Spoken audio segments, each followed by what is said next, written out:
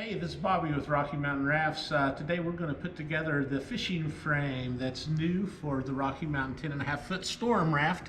It's going to come boxed up in a nice little Rocky Mountain raft box. All you really need to open the box is some type of knife. Make sure you have parental supervision and you don't cut too deep. We're going to get this thing going.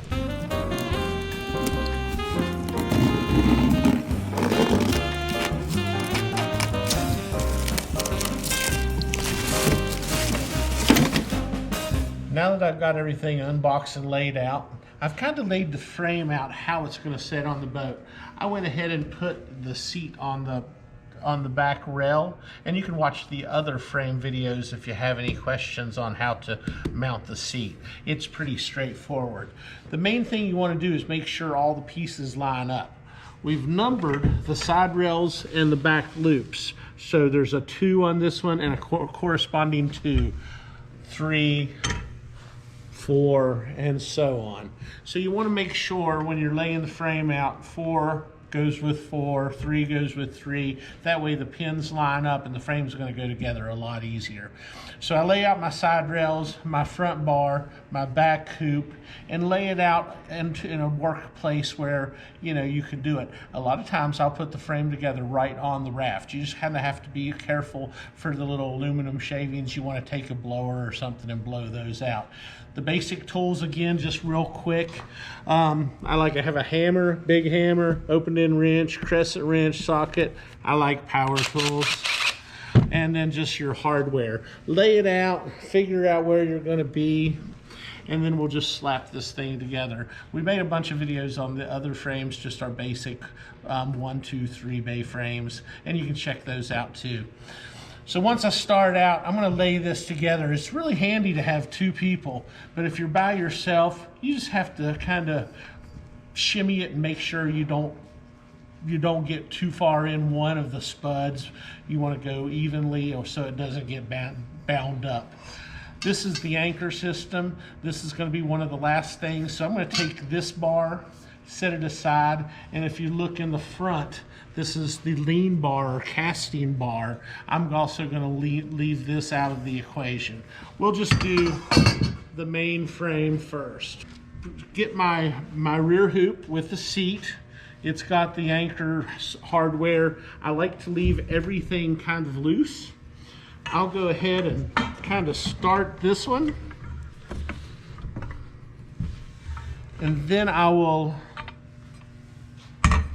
again being loose, all your speed rail fittings loose, I'll insert the kick bar. Again, 3 goes to 3. Get it going. Down the road, I'm going to show you how to mount the optional casting platform that you would stand on if you decide to go that route. You'll have to add a couple of speed rail fittings to this front crossbar. That's why we swaged it differently, so you can add those on at a later date. The speed rail fittings don't like to go around the curvature. So yeah, I'll go around and do the same thing on the other side.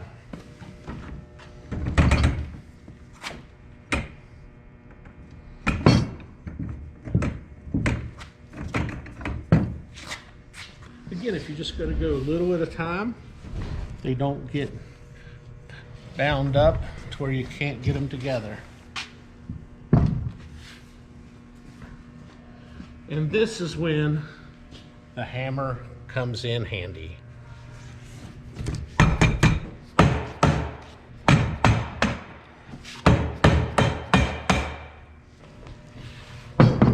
Beautiful. So once you have all of your corresponding numbers matching up, you can start to add the pins. Actually, we're going to use the 1/2" nut and bolt. Righty tighty, lefty loosey. There's really no right or wrong way, whichever way that you like to use the bolt.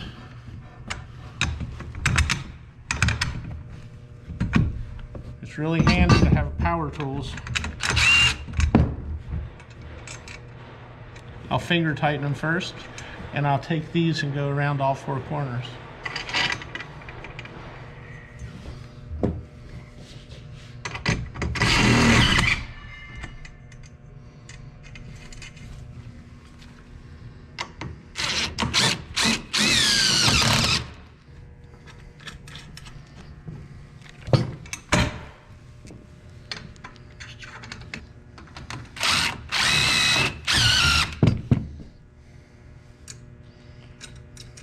Once you get all 4 finger tight, you can go back with an opened-end wrench and tighten them up.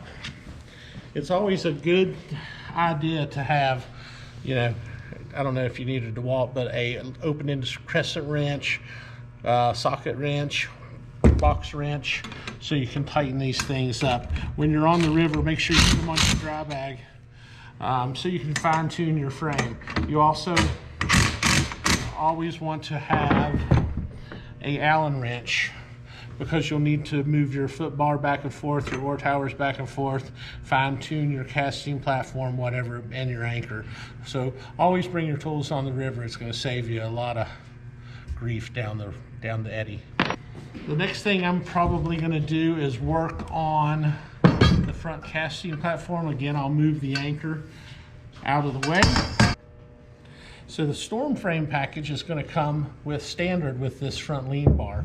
Again, you're going to look for the numbers, corresponding numbers.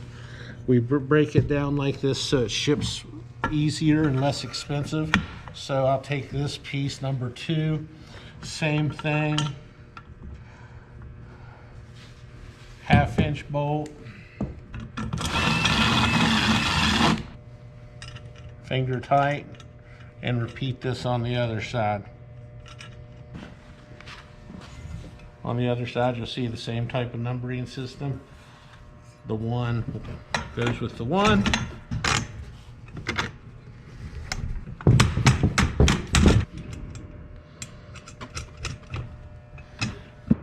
These will come pre-tightened. All you need to do at this point is make sure your speed rail fittings lined up. Insert that. Once we get everything ready and we put this lean bar together, we'll just secure it with the pins. If you line it up, pop your pin through. You can also use the same bolts if you choose, but the pin makes it easier to take it on and off for transportation. After you get both sides in, you can tighten up the speed rail fittings.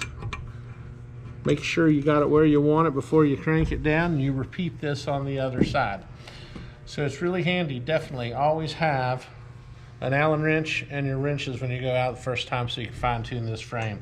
Everything, I leave this all loosey-goosey when I'm putting it together. It makes the frame slide together. Then you put it on your boat.